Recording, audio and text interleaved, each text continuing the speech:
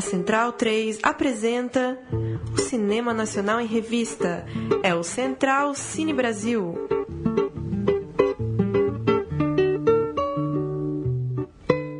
Muito boa noite, começa agora mais uma edição do programa Central Cine Brasil, programa sobre cinema brasileiro da Rádio Central 3. Eu sou o Lucas Borges, à minha frente com uma camisa xadrez está Paulo Silva Júnior. Como vai, Paulo? Tudo bem, Lucas? Olá para quem acompanha o Central Cine, 26 edições, entrevistando realizadores pelo Brasil. Hoje temos ao telefone uma diretora para a gente falar de um novo curta realizado por ela. Isso aí, a gente vai conversar com Renata Sete, diretora de Antropos, um curta-metragem que fala sobre moda de uma forma bastante interessante, bastante original. Não é isso, Renata? Boa noite. Boa noite, Lucas. Tudo bom? Tudo Lucas bom. E? Paulo. Paulo. Oi, Paulo.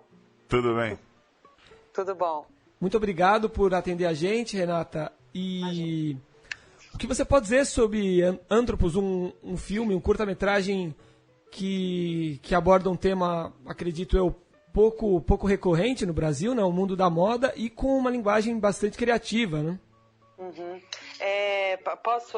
Posso fazer uma observação aqui? Antropos.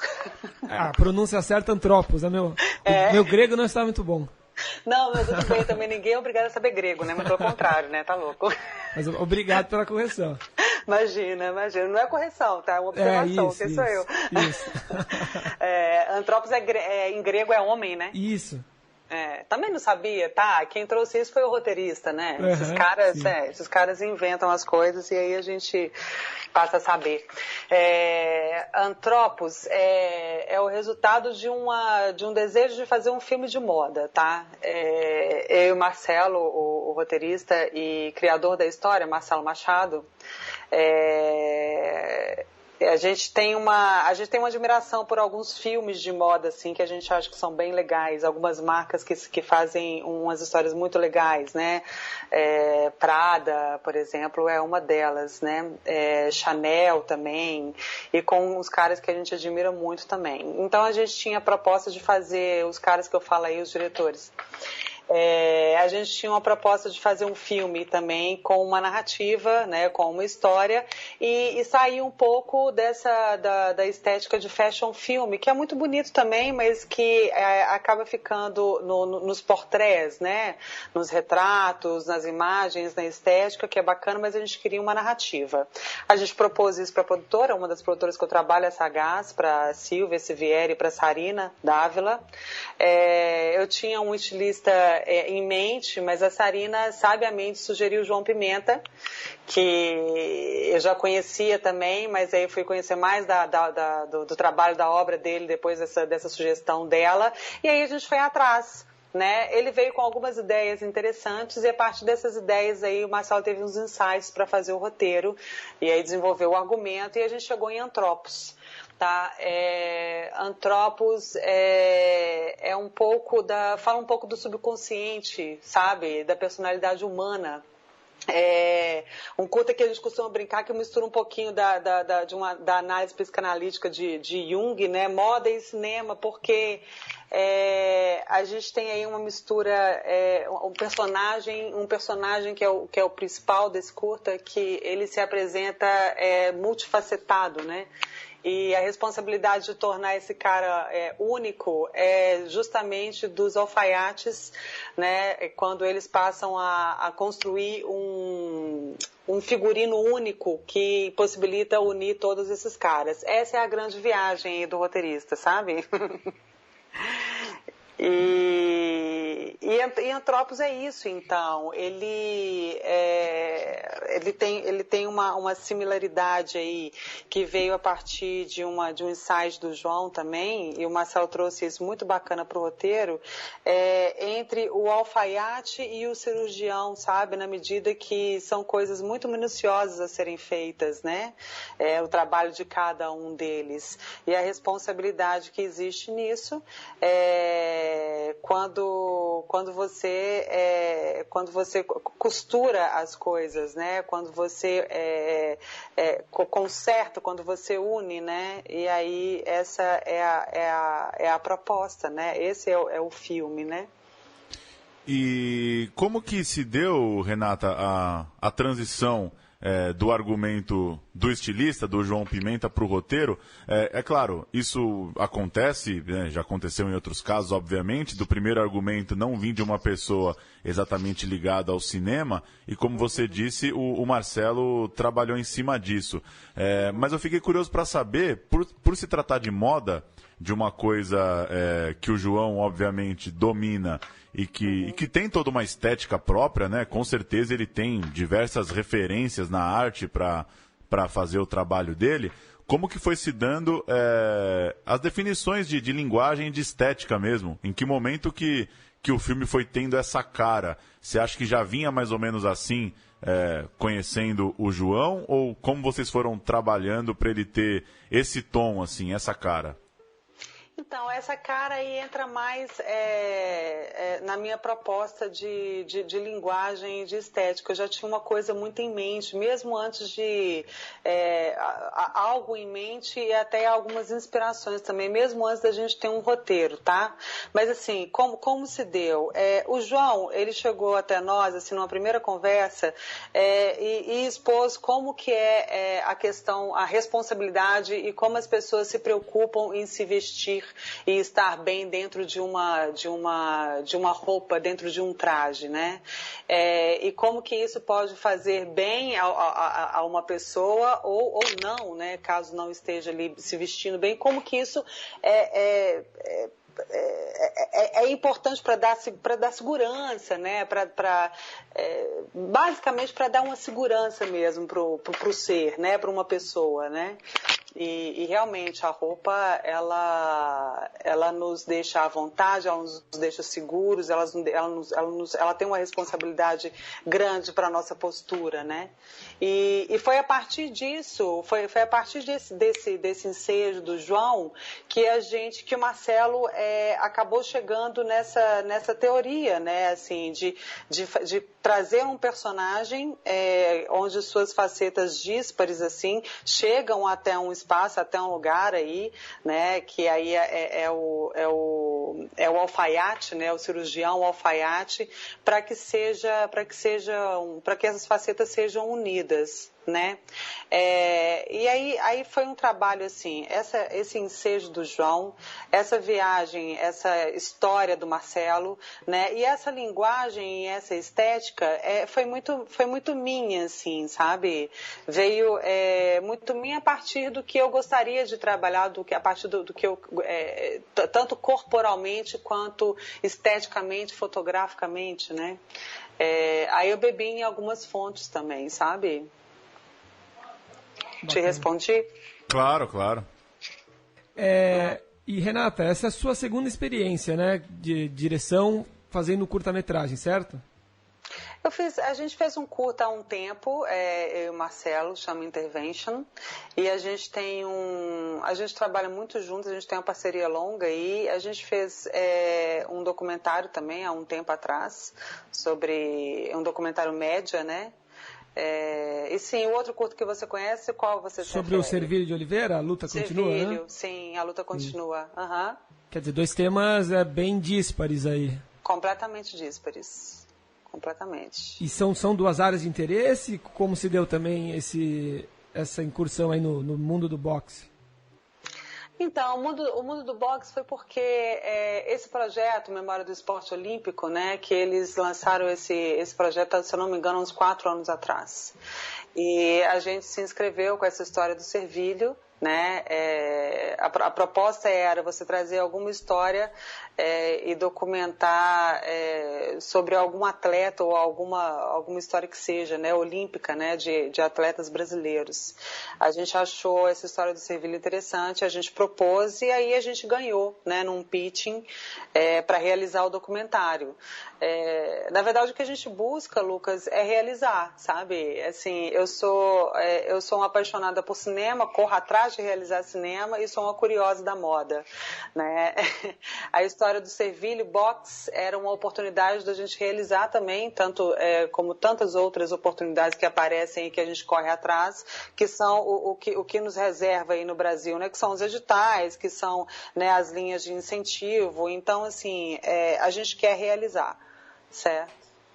E, Renata, diferente de, por exemplo, citar o Servilho, o curta, o que a gente está citando agora, não é exatamente uma biografia, né? Não é a história do estilista em questão. Não, muito pelo contrário. É muito pelo contrário. É completamente conceitual, Eu queria que você falasse disso, assim, de como você teve essa fonte, que era o João, ele, né, conversou com vocês, mostrou os detalhes, né, da rotina, né, as peculiaridades que você podia explorar para criar esse ambiente mais conceitual. É muito mais difícil, é mais legal porque se torna uma coisa mais criativa e mais autoral. Enfim, fiquei pensando de que esse projeto poderia também, né, por que não ser uma coisa mais biográfica? Não foi, e acho que o resultado é muito legal. Que eles façam um pouco disso, assim, de ter o personagem, mas não tá contando a história dele exatamente, né? Uhum. A proposta desse curta era justamente essa, assim. Eu queria trabalhar 3 coisas aí. Um filme onde a gente pudesse trazer a obra de um estilista. Então, assim, eu queria trabalhar moda, estética, uma estética mais ousada, né? A gente queria ir mais para uma vanguarda. A gente não queria. A história do Servilho é documentário, sem dúvida. Ali também a gente tem, tá? A gente procura trabalhar, assim, a gente reproduz algumas lutas ali também, bebemos em algumas fontes também. Mas nesse caso aqui, moda já proporciona muito isso, né? A moda e cinema já proporciona um pouco de ousadia, a gente queria isso, né? O que o João, como eu te contei, o que o João trouxe foi essa inspiração a partir de tudo que ele já construiu, né? De todos os figurinos que ele já construiu, e essa ideia que eu acho que foi o grande insight para o Marcelo, né? De que, assim, você construir um figurino, você colocar alguém dentro de uma roupa, sabe, é uma grande responsabilidade, e ali você atende a muitas solicitações, né? E aí veio esse ensejo para o roteiro, essa teoria psicanalítica aí do Jung, né, que acredita que acreditava que o subconsciente fragmentado era fragmentado, e que a gente tem várias personas, né, dentro da gente mesmo, vieram as facetas. Ok, aí a gente está falando de conteúdo, né? Agora, da estética, desde o começo, quando eu falava assim, fazer um filme de moda, aí eu já queria algo que saísse mesmo do convencional, onde a gente pudesse explorar uma estética mais autoral, mais ousada, sabe? E, Renata, você tem na sua biografia um filme sobre boxe, tem esse filme sobre moda, Antropos agora, um filme sobre 5 personalidades aí de um mesmo alfaiate, né? Em conflito durante esse processo de criação. Daqui em diante, pode-se esperar de você uma produção para um verso totalmente diferente, ou você acha que Antropos poderia se transformar num longa, já que a gente tem casos aí de alguns filmes que você citou, né? Diabo Veste Prada, o Cocô antes de Chanel, da grande estilista francesa. Em 2004 foram 2 filmes sobre o Yves Saint Laurent também, né? Sim. Se for olhar lá atrás, né? Na verdade, assim, a história do cinema e da moda, ele é muito antigo, né? Ele é muito antigo. Eu não sou um estudioso da moda, não, mas se você for olhar lá para trás, né, você vai Bonnie e Clyde, né, você vai em histórias de filmes de gangsters, né, que inspiraram os próprios gangsters, né, a se vestirem como se vestem, né, Scarface, Inimigo Público, né? Eu não sei se ele vira um longa, não. A gente tem sim, Lucas, vários projetos. Nós somos assim corredores, né, atrás da 7ª arte, assim, de realizar, eu e o Marcelo, sabe? Ele tem alguns projetos a gente já tem alguns projetos prontos, ele tem alguns roteiros já desenvolvidos, né? Alguns argumentos, outros roteiros já prontos. A gente está com um, sim, que não tem nada a ver com moda, né? Que é um longa-metragem. O Marcelo é um dos roteiristas do Mais Forte que o Mundo, desse filme aí do Afonso Poyat, que está em cartaz. E a gente luta tem, sim, também, né? A gente tem sim outros projetos. Antropos virar um longa? Não pensei nisso não, viu? Sinceramente, eu não pensei nisso não. De repente uma ideia aí. De repente uma ideia, mas eu não pensei nisso mesmo não. E quanto ao curta, a gente está gravando o programa agora quinta-feira, dia 18, né? O programa vai pro ar depois da segunda-feira, dia 22, quando o curta vai ser exibido no MIS, né? Vai, segunda-feira à noite. E depois dessa exibição, aonde o público pode esperar para assistir Antropos? Existe a ideia de que ele seja exibido na São Paulo Fashion Week também, né?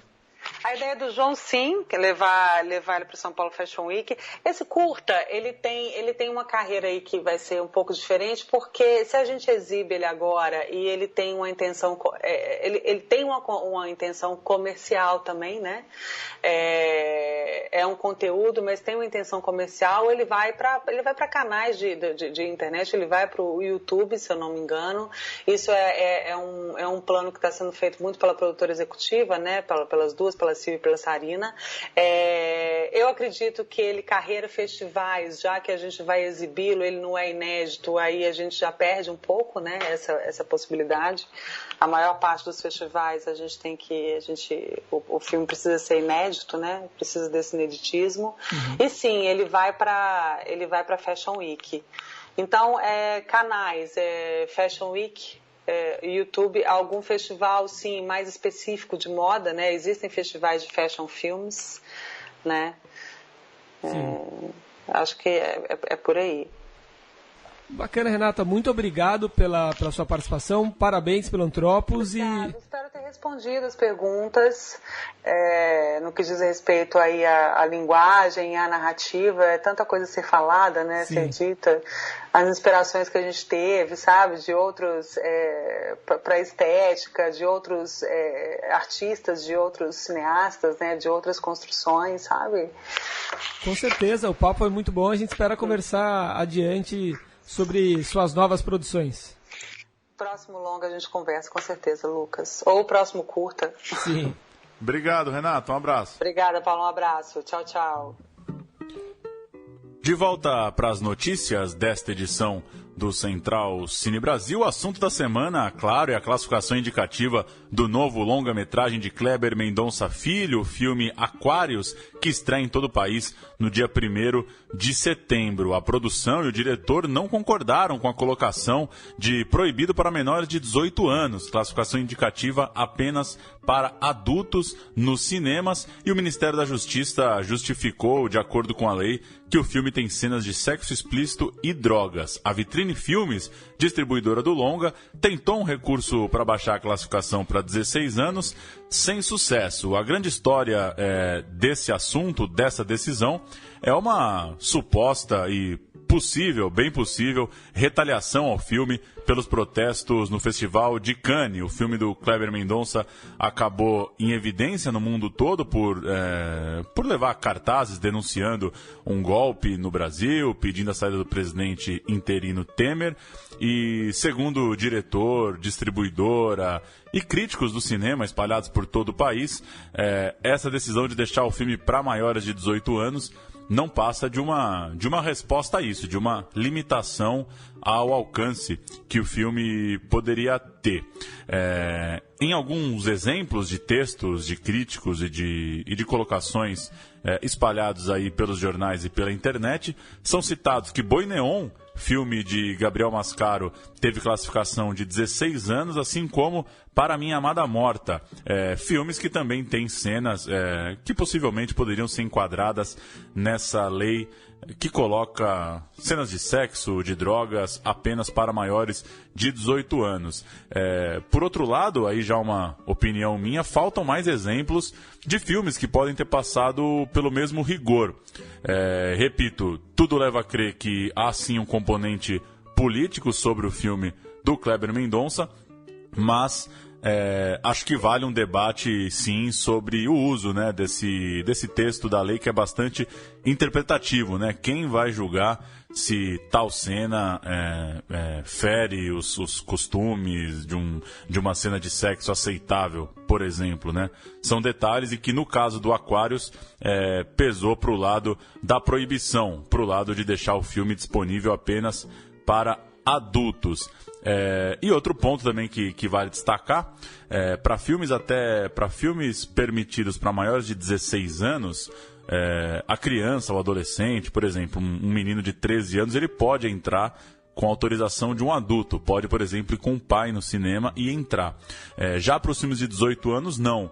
Então, se torna uma limitação para jovens, mas claro que também, a gente sempre trazendo números aqui do cinema nacional, não é isso que faria a diferença no sucesso do filme, com certeza. Não são os jovens e as crianças que estão rendendo bilheteria para filmes brasileiros, ainda mais filmes autorais, como o filme do Kleber Mendonça Filho. Agora, também não dá para negar que o filme ganha muito em repercussão e que, com certeza, tem muito mais gente agora curiosa para assistir quais são essas cenas que deixaram tão incomodados os responsáveis por essa classificação lá no Ministério da Justiça. Uma segunda notícia que deriva dessa, Kleber Mendonça tinha dias antes criticado a escolha do jornalista Marcos Petruccelli para compor a comissão que vai escolher o filme brasileiro a representar o país na disputa do Oscar, pelo fato do Marcos ter criticado bastante os protestos da equipe de Aquários em Cannes. E não só os protestos, mas também o jornalista, o Marcos Petruccelli, chegou a escrever que a comitiva do filme tinha viajado com dinheiro público, com altíssimas diárias, o que foi desmentido pelo diretor, pelo Kleber Mendonça Filho, e que também soa meio absurdo, né? 30 pessoas não viajariam, com nenhum edital comportaria uma equipe tão grande viajando por exterior. O Kleber justifica que ele teve as despesas pagas pela coprodução europeia, enquanto vários membros da equipe pagaram do próprio bolso. Fizeram questão de juntar uma grana, comprar as passagens e ir conferir a estreia do filme em Cannes, querer participar desse momento histórico. E por essas críticas que o Kleber tinha feito à escolha do Marcos Petruccelli para essa comissão, começou a repercutir, claro, a escolha, né? Que filme seria escolhido por essa comissão para representar o Brasil na disputa do Oscar. E nos dias seguintes, né, nessa semana, Gabriel Mascaro anunciou que não vai escrever Boi Neon nessa disputa, por não considerar fazer parte de um processo imparcial, e também solidariedade à recepção política sobre Aquários. E Ana Mulaer, com seu Mãe Só a Uma, também disse que não vai colocar o seu filme nessa disputa. Dois diretores importantes, dois filmes importantes da cena atual do cinema brasileiro, fora então da disputa do Oscar, por não concordar com a postura do jornalista Marcos Petruccelli e por considerar que essa disputa está muito contaminada e levada por um debate político. É isso, esse assunto ainda vai render muito, a gente segue falando aqui semanalmente. Outra notícia que repercutiu bastante, a britânica BBC fez uma lista ouvindo diversos críticos para selecionar os 100 melhores filmes do novo século, do século XXI. Foram consultados 177 especialistas e tem um filme brasileiro na lista, Cidade de Deus, na posição de número 38. O filme que saiu no primeiro lugar é Cidade dos Sonhos, de David Lynch. E Cidade de Deus, então, entre os 40... nessa lista dos 100 maiores filmes, dos 100 melhores filmes do novo século pela BBC, ouviu 177 especialistas de todos os lugares do mundo, de todos os continentes representados por essa lista. E uma última acontece entre 26 e 31 de agosto, a Mostra Cinema Argentino no Cine Brasília, com 7 filmes recentes, produzidos de 2014 para cá, e alguns inéditos no país. Entre eles, El Cinco de Talleres, de Adrian Binias, que trata do clube de futebol argentino, e Absurdá, de Daniela Gotti, que conta a história de uma adolescente que inicia uma relação pela internet e entra numa longa história de amor não correspondida. A programação dessa mostra especial do novo cinema argentino lá em Brasília está no site cultura.df.gov.br. É isso então, fim de mais uma edição desse Central Cine Brasil. A gente volta na semana que vem batendo mais um papo sobre cinema nacional. Até lá, tchau!